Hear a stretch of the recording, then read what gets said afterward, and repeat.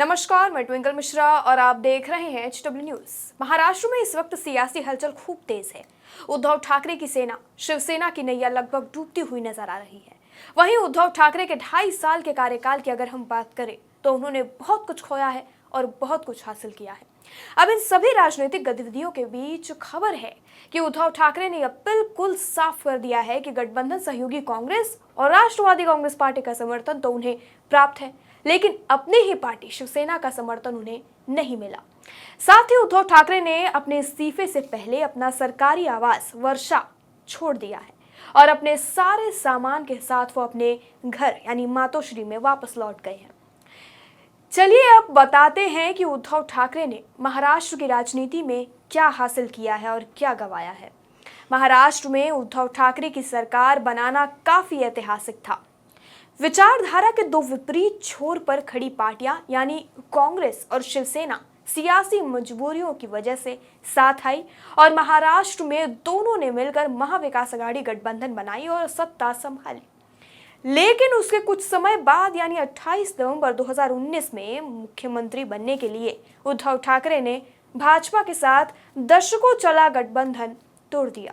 शिवसेना और बीजेपी 1984 में करीब आई और 1989 यानी लोकसभा चुनावों से पहले दोनों दलों का गठबंधन हो गया।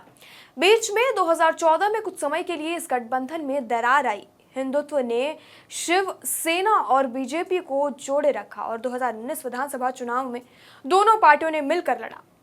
लेकिन सरकार गठबंधन से ठीक पहले उद्धव ठाकरे बीजेपी से अलग हो गए और विपरीत विचारधारा वाली राष्ट्रवादी कांग्रेस पार्टी और भारतीय राष्ट्रीय कांग्रेस पार्टी के साथ मिलकर सरकार बनाई, यानी कांग्रेस और एनसीपी के साथ मिलकर उन्होंने अपनी सरकार बनाई। उद्धव ठाकरे की सरकार ने कई उतार चढ़ावों से गुजरते हुए 2.5 साल पूरे किए और अब एकनाथ शिंदे के नेतृत्व में पार्टी विधायकों की बगावत के बाद उनकी सरकार संकट में आ गई है। अब उद्धव ठाकरे के सामने सिर्फ सरकार ही नहीं बल्कि अपनी पार्टी बचाने की भी चुनौती सामने है, क्योंकि बागी नेता एकनाथ शिंदे ने शिवसेना पर ही दावा ठोक दिया है और उद्धव ठाकरे की मुश्किलें और बढ़ा दी हैं।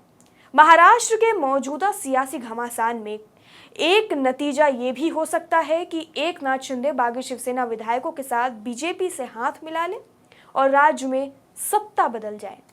इसी के साथ उद्धव ठाकरे के लगभग 2.5 साल के कार्यकाल का भी अंत हो जाएगा।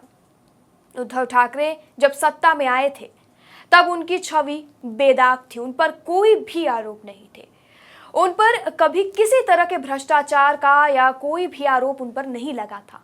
उद्धव ठाकरे के कार्यकाल को अगर देखा जाए तो उस पर कोविड महामारी हावी नजर आती है। विश्लेषक मानते हैं कि इन 2.5 साल में उद्धव ठाकरे ने कोविड के खिलाफ तो जमकर काम किया, लेकिन इसके अलावा वो कुछ और उल्लेखनीय नहीं कर पाए। यानी अगर कोविड-19 की बात करें तो सबसे पहला केस महाराष्ट्र में आया था और इस दौरान महाराष्ट्र के सीएम उद्धव ठाकरे ने इस लड़ाई को जमकर लड़ा था। अब आगे अगर हम बात करें महाराष्ट्र के कोविड के सिचुएशन की तो उद्धव ठाकरे जैसे ही महाराष्ट्र के मुख्यमंत्री बने उसके 4 महीने बाद ही महाराष्ट्र में कोविड का पहला मामला सामने आया था। भारत में महाराष्ट्र कोविड से सर्वाधिक प्रभावित राज्यों में से एक था। कोविड महामारी के दौरान उद्धव ठाकरे के रूप में सोशल मीडिया पर सुपर एक्टिव थे और जनता से सीधा संवाद कर रहे थे। महामारी के दौरान हुए एक सर्वे में उन्हें देश के सर्वश्रेष्ठ 5 मुख्यमंत्रियों में शामिल किया गया था। इतना ही नहीं, कोरोना महामारी के दौरान लोकमत अखबार के वरिष्ठ सहायक संपादक सदीप प्रधान कहते हैं कि उद्धव ठाकरे ने सबसे अच्छा काम कोरोना के समय किया। मुंबई के धारावी जैसी झुग्गी बस्ती में कोरोना को नियंत्रित करना एक बहुत बड़ी चुनौती थी उद्धव ठाकरे के लिए। उद्धव ने इन मुश्किल हालातों को सही से संभाला है। साथ ही कोविड के दौरान उद्धव सरकार ने जंबो कोविड सेंटर शुरू किया था। दूसरी लहर के दौरान जब दिल्ली, लखनऊ जैसे शहरों में ऑक्सीजन नहीं मिल रहा था तो वहीं मुंबई में स्थिति उस वक्त काफी नियंत्रण में थी। शिवसेना ये दावा करती रही है कि कोविड महामारी के दौरान उसने मुंबई जैसे बड़ी आबादी वाले शहर में हालात नियंत्रण में रखे थे। तो अब बात करते हैं कि किन मोर्चों में या फिर किन क्षेत्रों में उद्धव सरकार फेल रही और वह काम नहीं कर पाई। उद्धव ठाकरे के शासनकाल की अगर हम बात करें तो उस समय महाराष्ट्र में स्टेट ट्रांसपोर्ट की बसों की सबसे लंबी हड़ताल हुई। 6 महीनों से अधिक समय तक बसें हड़ताल पर रही और उद्धव ठाकरे इस संकट का समाधान नहीं कर पाए। ये हड़ताल लंबी होती गई और सरकार स्थिति को संभाल नहीं पाई। महाराष्ट्र स्टेट बोर्ड की परीक्षाओं की अगर हम बात करें तो असमंजस की स्थिति उस वक्त बनी हुई थी। परीक्षाओं की तारीख बदलती रही, बेसब्र होकर छात्रों को सड़क पर उतरना पड़ा और ये एक बड़ा मुद्दा बन गया था उस वक्त। आशीष दीक्षित मानते हैं कि उद्धव ठाकरे को काम करने के लिए बहुत अधिक समय नहीं मिल पाया। उनका कहना है कि उद्धव ठाकरे के कार्यकाल के 2.5 साल में से लगभग 2 साल तो कोविड में ही चले गए। सरकार का बहुत अधिक पैसा कोविड प्रबंधन में ही खर्च हो गया। दूसरे कामों के लिए सरकार के पास बहुत कम पैसे बचे।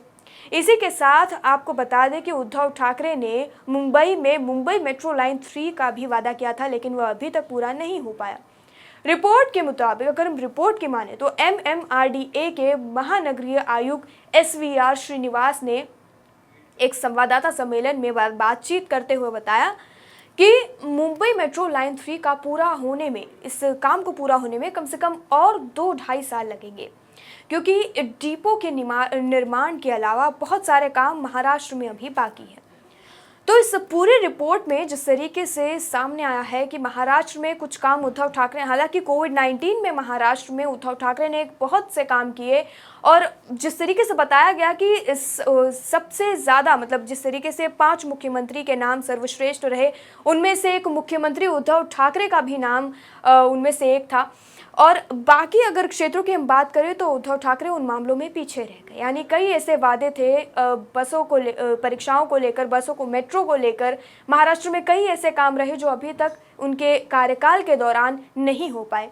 लेकिन अब ये बहुत ज़्यादा दिलचस्प होगा देखना कि अब जब कोविड-19 से बाहर आएंगे उद्धव ठाकरे, जिस तरीके से खबर आई कि वह कोविड पॉजिटिव हो गए हैं, तो उसके बाद क्या स्थिति होती है महाराष्ट्र में और किस तरीके से कौन अपनी सरकार महाराष्ट्र में बनाता है, क्या करेंगे उद्धव ठाकरे, क्या वो इस्तीफा अपना दे देंगे?